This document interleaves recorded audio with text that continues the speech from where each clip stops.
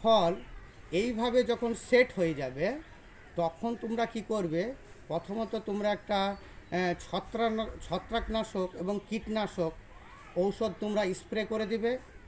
এর সঙ্গে সঙ্গে এই যে এই যে ফলগুলো সেট হয়ে আছে, এই ফলগুলো যেন অযথা না পড়ে যায় তার জন্য তোমরা 5 থেকে 6 দিন পর তোমরা একটা বোরন স্প্রে করে দেবে।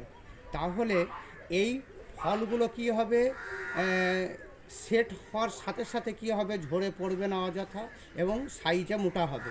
তার সঙ্গে সঙ্গে কি করবে তোমরা, তার সঙ্গে সঙ্গে নিচে আসো, তার সঙ্গে সঙ্গে তোমরা এই যে গাছের নিচে মাটিতে তোমরা পর্যাপ্ত পরিমাণে জল দেবে। জল যেন জল যেন গাছের গোড়ায় জমে না থাকে।